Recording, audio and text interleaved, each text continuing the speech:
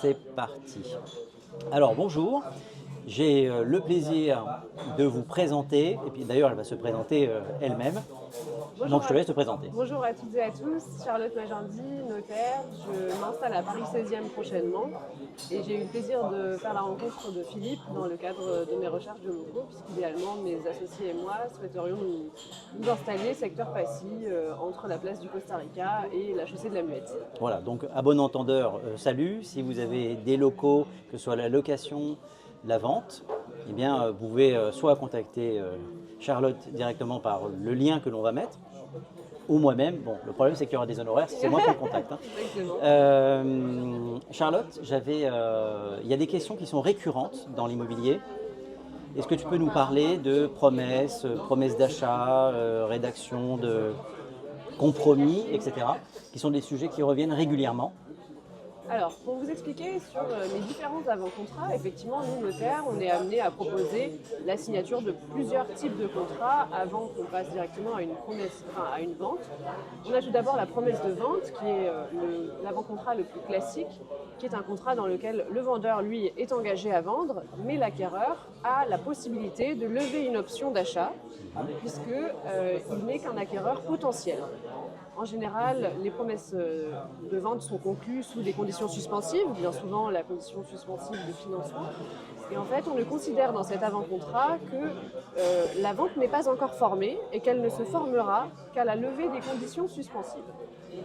La différence avec le compromis de vente, c'est que le compromis de vente, la vente est formée dès le départ, puisque au lieu d'avoir un promettant et un bénéficiaire d'une promesse, nous avons un vendeur et un acquéreur. Le vendeur et l'acquéreur sont engagés dès le départ. Le compromis peut également être stipulé sous conditions suspensives, auquel cas la vente sera résiliée en cas de non-levée de la condition suspensive. Qui peut être par exemple l'obtention d'un prêt. Exactement, également, ou l'obtention d'une autorisation d'urbanisme, ou une décision votée en Assemblée Générale de copropriété, comme ça peut être beaucoup le cas ici à Paris, notamment lorsque vous souhaitez modifier l'apparence d'une fenêtre, ou encore détruire un mur porteur pour agrandir votre cuisine et en faire une cuisine à l'américaine.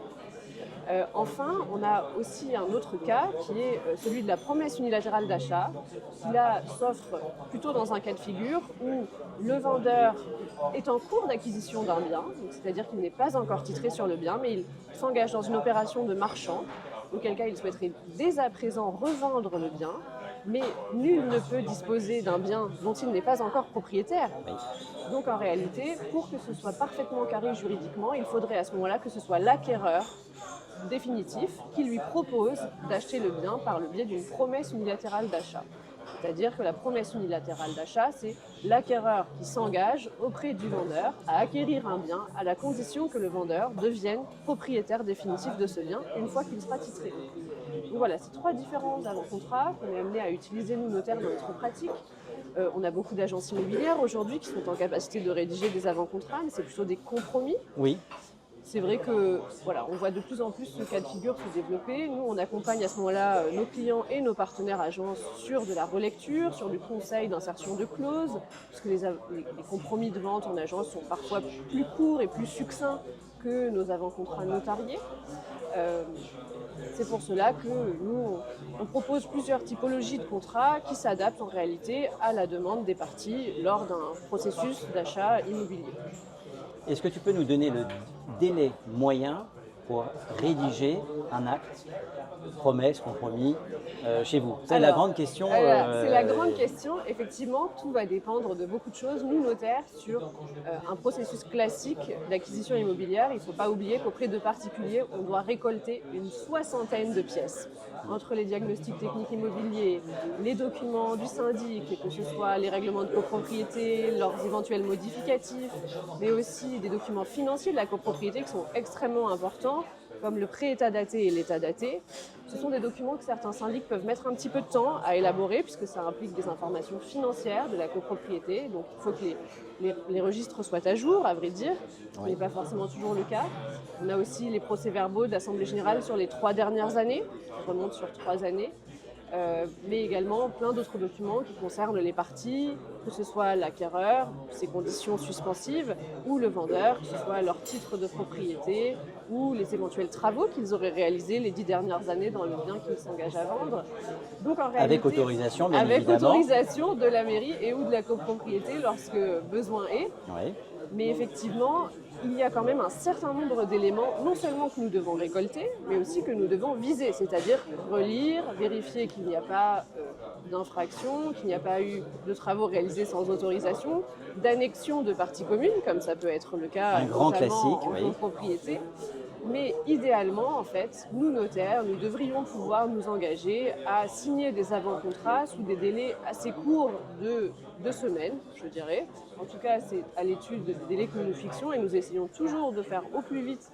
Parce que c'est vrai que les parties, une fois qu'elles se sont mises d'accord sur la chose et sur le prix, elles ont envie d'avancer relativement vite parce qu'ensuite, entre l'avant-contrat et la vente définitive, il y a aussi parfois certains délais qui sont incompressibles.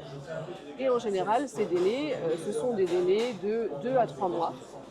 Donc en général, pour un avant-contrat, on estime qu'il faut, quand on fait bien les choses, il faudrait 2 semaines pour pouvoir rédiger et récolter les pièces nécessaires à la signature d'un avant-contrat. Et ensuite, les délais classiques sont les suivants. Pour l'obtention d'un financement, en général, on stipule un délai de 2 mois suivant la signature de l'avant-contrat, parce qu'on estime que c'est le temps nécessaire pour l'acquéreur de déposer des dossiers de financement dans des établissements financiers ou auprès de courtiers. En général, on essaye de faire en sorte qu'il s'engage dans l'avant-contrat à déposer 2 dossiers auprès de 2 établissements différents afin de maximiser l'obtention de ce financement. Là, le vendeur peut d'ailleurs demander à son acquéreur à ce qu'il justifie de ces dépôts de dossiers dans un délai souvent qui est assez court après la signature de l'avant-contrat. En général, une dizaine de jours après la signature de l'avant-contrat, puisque souvent, lorsqu'on a affaire à des acquéreurs qui sont des personnes privées, donc des particuliers, on a ce qu'on appelle le délai de rétractation des 10 jours, Le fameux. le délai d'information, dans lequel les acquéreurs ont le droit de prendre le temps de lire la documentation qui est annexée à l'avant-contrat, puisque souvent elle est très dense, elle est très spécialisée et spécifique en termes juridiques, donc c'est parfois compliqué. Nous, notaires, on fait un travail de vulgarisation, bien sûr, on met à disposition nos connaissances pour faire en sorte que les parties comprennent le mieux possible ce à quoi ils s'engagent et les éléments dans lesquels ils vont avoir à connaître des informations. Et effectivement, donc, sur ce délai d'obtention d'un financement, on est sur 2 mois. Ce sera pareil lorsque le bien est soumis au droit de préemption urbain, ce qui est le cas notamment lorsque on est à Paris dans des cas de droit de préemption urbain renforcé, puisqu'il faut savoir que quand on vend un appartement, donc un lot à usage principal d'habitation, éventuellement accompagné de lots annexes qui peuvent être un grenier, une cave, une partie à jouissance privative sur un jardinet, une courette. À ce moment-là, ils ne sont pas soumis au droit de préemption urbain simple dans la mesure où cela fait plus de 4 ans que l'immeuble est achevé et cela fait plus de 10 ans que le règlement de copropriété a été signé. Donc sur ces délais-là, en général, pour l'obtention de toutes les conditions suspensives, on a 2 mois. Et après, on se laisse en général un petit mois de plus pour que tout puisse se mettre en ordre, qu'on puisse convenablement appeler les fonds, qu'on vérifie toute la documentation et qu'on réunisse les parties. Ce délai de 3 mois, donc il est général, c'est conventionnel évidemment entre les parties. Elles peuvent s'accorder sur un délai plus long, notamment lorsqu'il y aura des conditions suspensives d'obtention d'autorisation d'urbanisme qui mettent plus longtemps à être obtenues et encore plus longtemps à acquérir leur caractère définitif, puisque c'est ça qui nous intéresse, c'est que les autorisations délivrées par les administrations obtiennent caractère définitif et qu'elles ne soient plus attaquables, qu'elles soient donc définitives. Donc en général, c'est un délai qui est conventionnel entre les parties et elles peuvent s'accorder pour faire moins long, dans le cas où il n'y a pas de conditions suspensives notamment, ou plus long dans le cas où il y a des conditions suspensives spécifiques ou que c'est juste la volonté des parties, parce que par exemple un vendeur a prévu d'acquérir un autre bien sous un délai plus long et n'a pas la possibilité de déménager pour libérer le bien qu'il vend avant d'emménager dans son futur bien. Donc en général, ce sont ces délais-là qu'on a, 2 semaines pour un avant-contrat et ensuite 2 à 3 mois pour la réitération par acte authentique qui va permettre à la vente d'acquérir son caractère définitif entre les parties. On a ensuite la publication à la publicité foncière, puisqu'en France on a un service de publicité foncière qui permet d'acquérir un caractère public à la vente que nous venons de régulariser, de sorte à ce que tout un chacun, en consultant les registres de publicité foncière, peut savoir que le bien a changé de main. Ce que je retiens, et c'est une chose qui est importante, et certains propriétaires qui confient leur vente à un professionnel de l'immobilier ne comprennent pas que l'on demande toute une liste de documents. Alors, pour rappel, pour mémoire, l'ensemble du dossier des diagnostics techniques est obligatoire et on vous le demande dès la prise du mandat. On va vous demander également les 3 derniers procès-verbaux d'assemblée générale, voire même extraordinaire s'il y en a eu. Tous les relevés de charges sur une année, et tout ce document-là, et j'en oublie, facture EDF, etc., mais ça c'est pour les diagnostics, eh bien on va les transmettre au notaire, puisque très souvent, le professionnel de l'immobilier est un petit peu le secrétaire personnel du notaire, dans le sens où on va essayer de vous faciliter en amont la récupération de l'ensemble des données. Comme ça vous fait perdre un peu moins de temps. Exactement. On ne vérifie rien, on vérifie un minimum, mais on ne relie pas les pièces. Ça, c'est votre certification qui va le faire. Exactement. Et effectivement, c'est un atout précieux pour nous d'avoir des partenaires immobiliers qui nous facilitent le travail en faisant cette récolte immobilière, parce que bien souvent, si c'est nous qui devons nous charger de faire tout ça, eh ben, nous ne sommes chargés de faire tout ça qu'à partir d'un moment donné. Oui. C'est-à-dire une fois que l'offre est signée entre les parties. Puisque nous n'avons vocation à intervenir, normalement, qu'une fois que l'offre est signée entre les parties, quand bien même nous pouvons aussi accompagner des clients sur la rédaction de leurs offres. Parce que je sais qu'il y a beaucoup de partenaires immobiliers qui ont des formulaires pré-remplis où les acquéreurs n'ont plus qu'à indiquer les éléments comme le prix de vente et leurs conditions suspensives. Mais c'est vrai qu'en général, nous aussi, on peut faire de l'accompagnement sur des points de détail un peu plus spécifiques et notamment sur les éventuelles conditions suspensives, parce que nous avons la vision de, par exemple, les travaux que voudra engager l'acquéreur sur la copropriété. Nous savons, nous, qu'il faudra récolter une autorisation auprès du syndicat des copropriétaires. Et c'est pour ça que nous avons vocation à intervenir parfois en amont, mais bien souvent, une fois que l'offre est contre-signée entre les deux parties seulement. Et à ce moment-là, nous arrivons un peu en bout de chaîne sur ce moment pré-contractuel. Et c'est vrai que s'il y a un travail de récolte documentaire qui a été fait dès avant ce moment-là, c'est autant de temps de gagner pour nous parce que c'est autant d'interlocuteurs que nous n'aurons pas forcément à contacter. Exact. Donc c'est vrai que ça peut réduire sensiblement le temps de rédaction d'un avant-contrat, quand bien même déjà un temps de 2 semaines est assez court.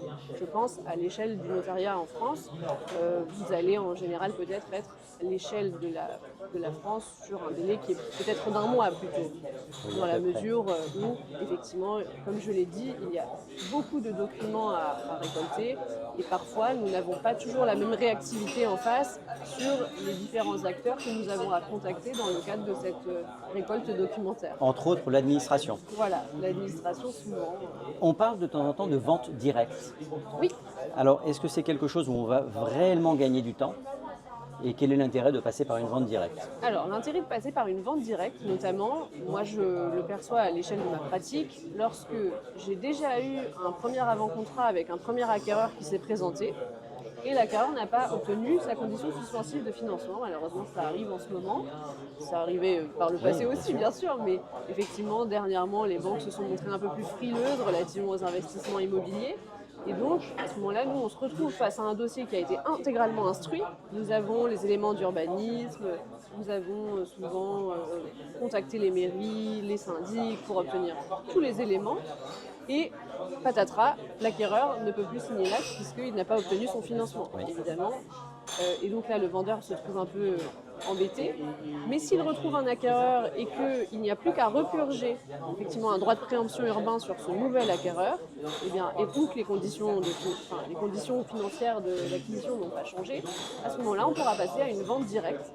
Mais par exemple, si l'acquéreur est une personne physique, un particulier non professionnel de l'immobilier, nous aurons quand même certains délais à purger, comme le délai de réflexion en amont de la vente. Donc nous devrons lui faire signer un petit papier pour qu'il ait pris connaissance de toutes les informations qui sont relatives à son délai d'information. Donc on peut passer effectivement à une vente directe. Ça nous fait gagner parfois 1 mois, parfois 2, lorsque nous avons déjà un dossier complet. Mais globalement, bien souvent, un nouvel acquéreur, et notamment un primo-accédant, quelqu'un qui n'a jamais acquis son bien immobilier par le passé, préférera toujours passer par un avant-contrat parce que ça lui permettra de stipuler des conditions suspensives, notamment De nouvelles conditions suspensives. Voilà, exactement. Alors ça peut être les mêmes que l'acquéreur précédent qui n'a pas obtenu son financement, mais ça peut être effectivement des conditions différentes. Voilà. Ensuite, libre au vendeur d'accepter ou non les conditions de ce nouvel acquéreur, mais dans la mesure où son premier acquéreur s'est désisté, on part de nouveau sur une table rase avec des renégociations. On revient pas en termes documentaires, mais en termes de négociation, de nouveau à la case départ. D'accord. Bon, c'est plutôt assez clair et ça me semblait important de préciser ça. J'ai un cas concret où, entre la signature de la promesse et l'acte authentique, la propriétaire décède, avec des épisodes malheureux où on commence par un coma, la propriétaire se réveille, on pense mettre en place, je dis on, mais je ne suis pas concerné directement par le dossier, le notaire pense faire signer non pas une délégation, mais une procuration, merci. Et dans le délai de l'organisation, le réveil du coma, mise en place de la procuration, la propriétaire décède. Concrètement, qu'est-ce qu'on fait? Alors, du point de vue de l'acquéreur? Il faut savoir que dans les promesses de vente et les avant-contrats, bien souvent, on a deux engagements qui ne sont pas réciproques entre le vendeur et l'acquéreur. Bien souvent, l'acquéreur, on indique que s'il venait à décéder dans la période intermédiaire, c'est-à-dire la période entre l'avant-contrat et la vente, eh bien, il serait déchargé d'acquérir, ses héritiers seraient déchargés d'acquérir dans la mesure où, notamment s'il y a une condition suspensive de financement, la banque ne prête pas à un mort. En revanche, pour le vendeur, c'est différent. Lui s'est engagé définitivement à vendre et donc on lui fait prendre un engagement en cas de décès de transmettre l'engagement de vendre à ses héritiers. C'est-à-dire que bien souvent, mais là encore il faut vérifier les termes de l'avant-contrat que vous avez signé si c'est votre cas, bien souvent on engage le vendeur à transmettre son engagement à ses héritiers en cas de décès. Et donc dans ton exemple, si cet engagement figure à l'avant-contrat, effectivement les héritiers auront l'obligation de continuer la vente avec l'acquéreur. Si tel est son choix, je pense que de toute façon rien ne peut nuire à la volonté contractuelle des parties. Si les parties décident que dans la mesure où c'était le papa ou la maman qui avait pris cet engagement, mais que les héritiers ne se sentent pas de poursuivre la vente et que l'acquéreur en convient, à ce moment-là, effectivement, on pourra faire en sorte que l'avant-contrat soit terminé. Oui. Mais si telle n'est pas la volonté des parties, effectivement, il faudra pour le notaire en charge de la succession du vendeur se charger de traiter le dossier intégralement, c'est-à-dire d'abord faire une notoriété, donc indiquer quels sont les héritiers qui vont venir en rang utile à la succession de la personne décédée. Ça prend combien de temps ça? En général, un acte de notoriété c'est assez rapide parce que normalement on trouve assez vite les héritiers d'une personne, mais encore une fois tout dépend des cas de figure. On a parfois des familles dans lesquelles il y a des héritiers qui sont éclatés un peu partout, des familles qui n'ont plus de lien les uns avec les autres. Parfois, on fait même appel à des généalogistes pour retrouver des héritiers, parce qu'on n'en connaît pas proche de la personne qui est décédée. On doit faire des recherches. Mais en général, lorsqu'on a tous les héritiers à disposition et sous le coude, si je puis dire, en général, une notoriété, ça met 2 ou 3 semaines à être établie. Donc c'est assez rapide. Ensuite, il y a un deuxième document qu'on dépose dans les 6 mois du décès auprès de l'administration fiscale, qui est la déclaration de succession, dans laquelle on fait un état de tous les biens qui appartenaient au défunt et avec une valorisation de ces biens, de sorte à ce que l'administration fiscale puisse calculer les droits de succession qui vont s'appliquer à la succession du défunt, dans la mesure où les droits de succession se calculent en valeur et en pourcentage sur l'actif du défunt. Ça, la déclaration de succession, donc elle doit être déposée dans les 6 mois. Il y a parfois des cas de figure où ça peut prendre un peu plus de temps et on peut demander des délais supplémentaires à l'administration, notamment lorsqu'on a du mal à évaluer un bien. Et du coup, on ne peut pas vendre, on ne peut pas signer l'acte authentique. Non, effectivement, parce que si vous voulez, le vendeur initial étant décédé, il faut attendre que les nouveaux héritiers soient en possession du bien pour vendre. Parce que comme je disais tout à l'heure, on ne peut pas vendre un bien dont on n'est pas encore officiellement propriétaire. Et effectivement, ce temps administratif, il peut être un peu long.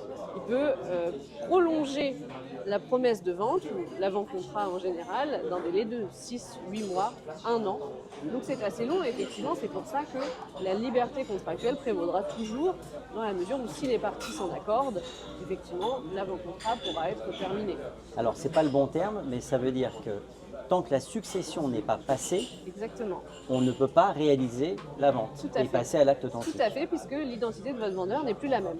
L'engagement est maintenu, mais il faut attendre que les héritiers de votre vendeur soient en possession définitive du bien et soient en capacité de le vendre. Eh bien, bon courage à la personne à qui je pense, puisqu'elle a donné son congé, puisqu'elle était en location. Le délai va arriver bientôt. Elle avait fait un calcul Pour que ça se goupille bien. entre la libération de son logement Et l'acquisition et de l'emménagement son- ouais. dans le nouvel appartement. Et a priori, donc il va falloir qu'elle attende la fin de la succession. Voilà, effectivement, il va falloir attendre que certains documents de la succession soient Ouais. déposés avant même qu'on ne puisse procéder à la vente avec les héritiers. D'accord. Alors Et- ça, c'est le premier cas d'école. Voilà, c'est un premier cas d'école. Le plus compliqué, imaginons qu'un des ayants droit Oui. décide, mais moi cet appartement, je ne voulais pas que notre mère, notre père le vendent. Eh bien, je ne veux plus vendre et je vais dédommager l'acquéreur. Alors, là, encore une fois, tout dépend de ce qui a été écrit dans l'avant-contrat, mais notamment lorsqu'on a inséré dans l'avant-contrat une condition de reprise des engagements du vendeur par ses héritiers. Oui. À ce moment-là, l'engagement est formé et l'héritier, en récoltant la succession... Mais il faut que ce soit Voilà, il faut que ce spécifié soit, au départ. il faut que ce soit écrit. C'est une clause effectivement. classique, ça? C'est une clause très classique qui fait partie normalement de tous les avant-contrats que vous signez devant notaire. D'accord. Même dans certains compromis d'agence, effectivement, c'est une clause qu'on peut retrouver, parce que c'est quand même assez classique. Malheureusement, enfin heureusement, ça n'arrive pas trop souvent. Oui. Voilà, c'est quand même rare, c'est quand même des cas qui sont assez isolés. Moi, en 27 ans de métier, je ne l'ai jamais eu. Moi, je l'ai vu peut-être 2 fois. Mais c'est D'accord. quand même, sur le volume des ventes que nous traitons à l'étude, c'est quand même très très rare. Voilà, c'est souvent des cas de figure imprévus, puisqu'effectivement, il est assez rare que des personnes très âgées ou sur leur lit de mort s'engagent Oui, bien dans sûr. des procédures. Enfin, ça arrive, mais en général, ce sont des stars assez connues et qui signent des papiers et on les aide à signer les Voilà, papiers sans qu'ils soient au exactement. courant. Là, Oui. c'est un On leur drôle. prend la main et on les fait signer comme ça. C'est illégal. C'est même pas Ne une faites- procuration, ne mais faites pas c'est ça. voilà, c'est illégal. J'avais une autre question qui concernait la valeur de l'offre d'achat. Oui, c'est une très bonne question. Je fais visiter un appartement, je fais contresigner l'offre d'achat à mon propriétaire et il me dit écoutez, finalement, j'ai quelqu'un qui m'offre 10 000 € de plus, je vais aller signer avec quelqu'un d'autre. C'est un petit gourmand, ton vendeur. Oui, il en Alors, existe. Voilà, Il en existe. Effectivement, il faut gentiment rappeler à ton vendeur que dès lors qu'il y a un accord sur la chose et sur le prix, donc quand bien même ce serait une offre orale, le vendeur serait engagé. Le problème qu'on a en droit français, c'est qu'il est très compliqué de prouver devant les tribunaux la valeur d'une offre orale. C'est pour ça qu'on vous fait toujours signer des offres écrites et qu'on vous dit que l'offre que vous avez envoyée au vendeur lorsque vous êtes acquéreur n'a de valeur que quand le vendeur l'a contresigné ou qu'il a renvoyé son accord par écrit. Ça peut être dans un mail, mais en général, on préférera que ce soit établi sur papier libre pour que l'offre ait un caractère propre à elle-même et qu'elle ne dépende pas d'une boîte mail notamment. Mais donc, dès lors que le vendeur a contresigné une offre sur laquelle figurent le prix et les conditions suspensives, il est engagé. Il ne peut plus s'en sortir et l'acquéreur qui a offert d'acheter le bien pourrait très bien aller devant les tribunaux pour faire valoir que la vente était parfaite et qu'il pourrait demander que la vente soit forcée à son profit. C'est pour cela que ce que je conseille en général à des acquéreurs, c'est de savoir dès le moment de leur offre d'achat quelles seront les conditions de leurs conditions suspensives de financement. Ce que je veux dire par condition de la condition suspensive de financement, c'est notamment le montant total qui va être emprunté, le taux qui va être sollicité et la durée maximale. Par exemple, si vous offrez d'acheter un bien à 500 000 € et que vous avez un apport de 100 000 €, vous devez donc financer sur 400 000 €, il serait bien, dans l'offre d'achat, de dire « Je me porte acquéreur sous la condition suspensive de financement suivante, montant total emprunté 400 000 €, les taux en vigueur aujourd'hui c'est 3,5 sur le baromètre meilleur taux à la date d'hier, Et sur la durée, en général, la durée maximale que proposent les banques à des particuliers, c'est 25 ans.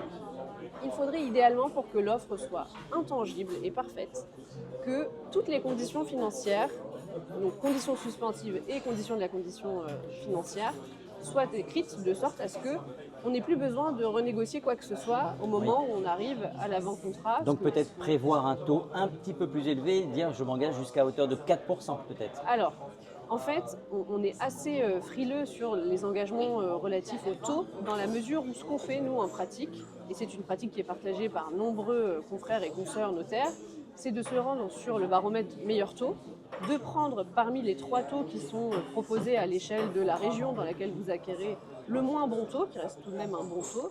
Mais typiquement, hier, un taux excellent était à 3,14, un taux bon, enfin, très bon était à 3,3 et un bon taux était à 3,5. Donc en général, on va prendre ce taux de 3,5 et il faut quand même réfléchir vis-à-vis du projet de l'acquéreur parce qu'effectivement, une différence de taux entre 3,5 et 4 pourra considérablement obérer financièrement son projet.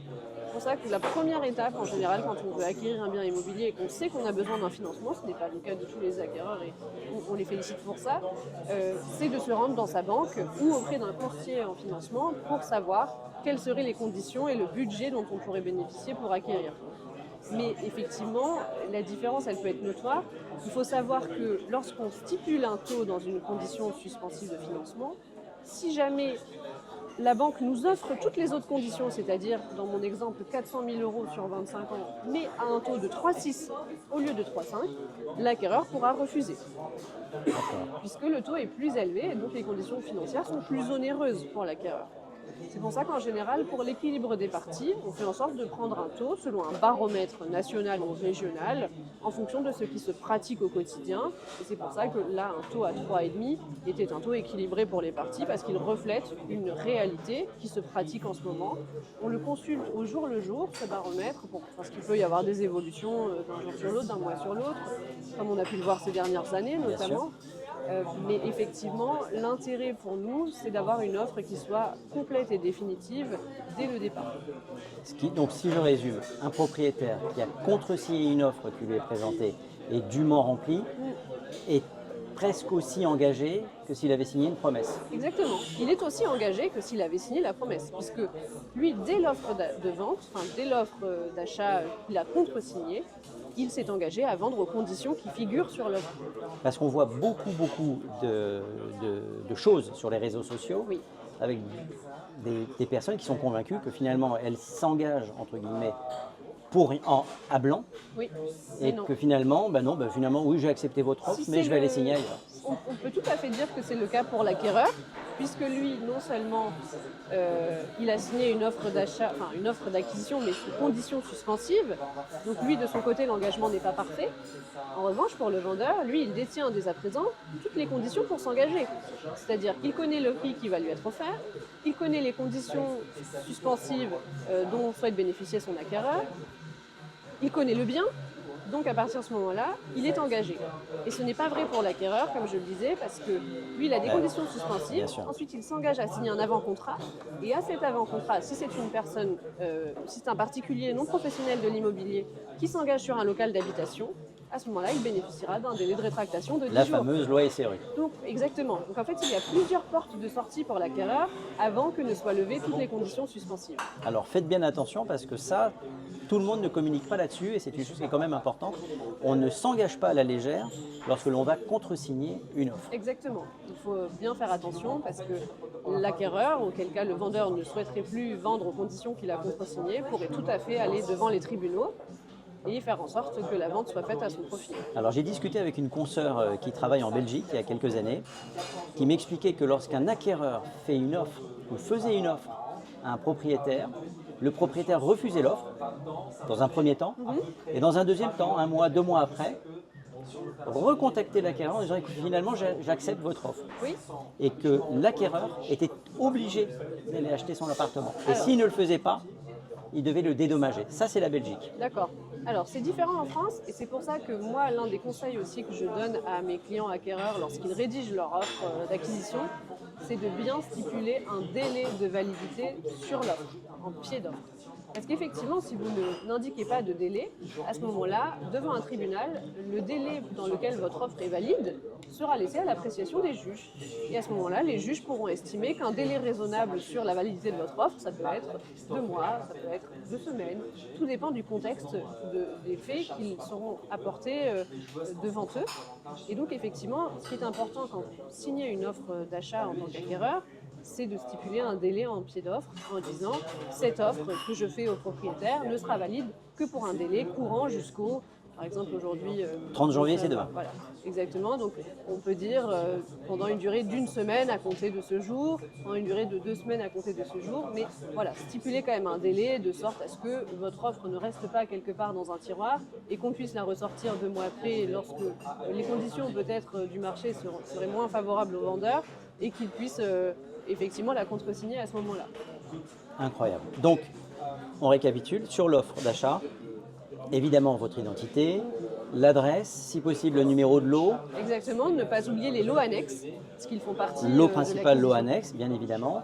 Le prix qui est offert, Oui, net vendeur voilà, avec ou sans avec commission. la commission d'agence, bien sûr. Le nom de l'intermédiaire, ça nous arrange nous Exactement, professionnels de bien l'immobilier. sûr, non, mais c'est important. Et évidemment, le délai Le de délai validité et les de conditions l'offre. suspensives. Et les conditions suspensives, bien sûr. Le plus détaillé possible, effectivement, lorsqu'on sait déjà, ce n'est pas le cas de tous les acquéreurs, mais lorsqu'on sait déjà à quelles conditions financières la banque va pouvoir nous proposer de financer l'acquisition.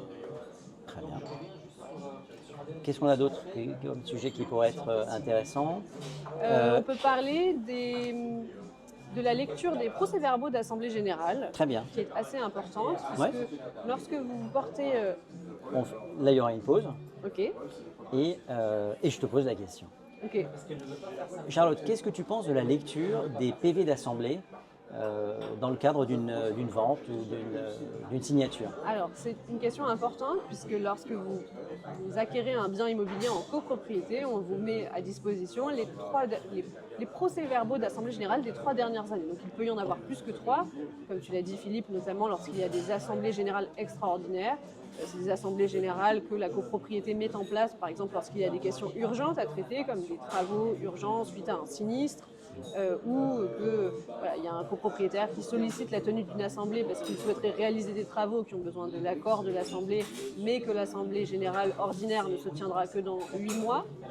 Donc en général, effectivement, on vous donne tous ces procès-verbaux à lire, et ce qu'il est important de vérifier lors de la lecture de ces procès-verbaux d'assemblée générale, c'est les travaux qui ne seraient pas encore votés.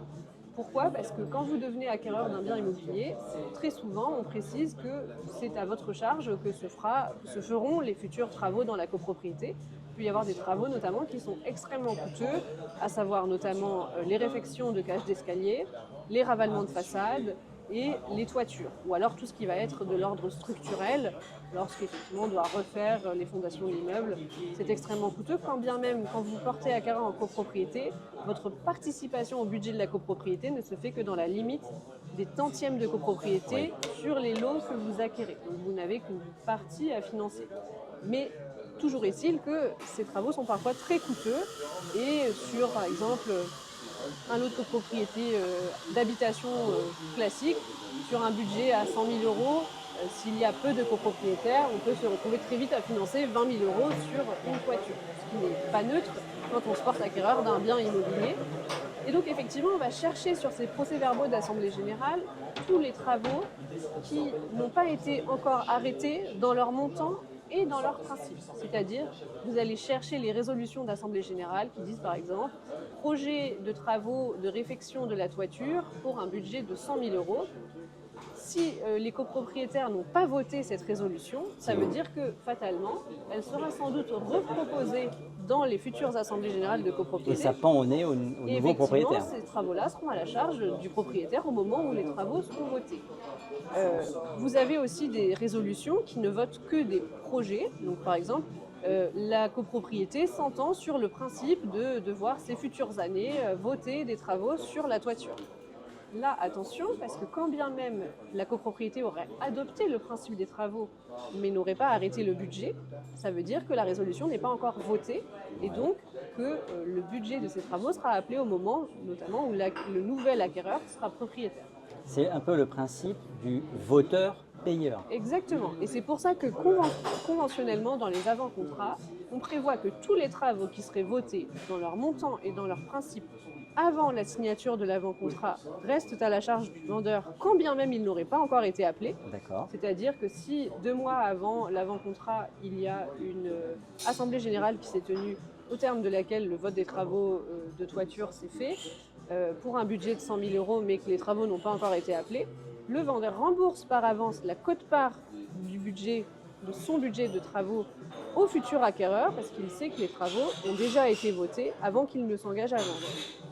En revanche, ce qu'on prévoit pour la période intermédiaire, c'est que le vendeur, s'il y a une assemblée générale qui se tient entre l'avant-contrat et la vente, le vendeur se laisse la possibilité à l'acquéreur de se rendre à l'assemblée générale à sa place et de voter les résolutions à sa place, de sorte que les travaux que l'acquéreur aura votés resteront à sa charge. Et s'il ne le fait pas, qu'il oublie de transmettre et de faire la procuration Exactement. à son acquéreur, Ça restera à sa charge. même s'il ne va pas voter. Voilà, tout à fait. Voilà.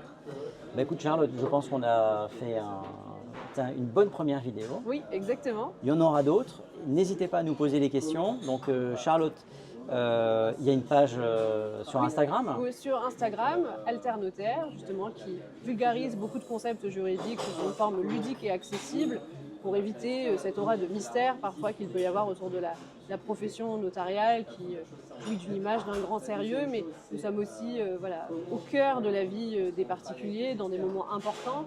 Et il me semble important de souligner qu'effectivement, on est une profession accessible. Nous consulter est gratuit. Nous avons beaucoup de conseils à donner, effectivement, tout comme nos partenaires agents immobiliers. Et également sur Facebook avec mon compte professionnel Charlotte Magendie, Actéon Notaire. Tu nous le redonnes ? Charlotte Magendie, Actéon Notaire. Voilà, donc vous avez tout pour prendre les contacts avec Charlotte. N'oubliez pas que donc on a du sang nouveau, on a un nouveau notaire, une nouvelle notaire pardon, qui va s'installer dans le 16e arrondissement. Exactement. Là on est, c'est un petit peu l'annexe de mon bureau, c'est le Passy, aux 2 rue de Passy, qui nous accueille encore une fois, bien gentiment. Et donc si vous avez des bureaux à vendre ou à louer pour une nouvelle étude que représente Charlotte, eh bien vous êtes les bienvenus. N'hésitez pas, merci beaucoup. Voilà, merci beaucoup. Merci Philippe.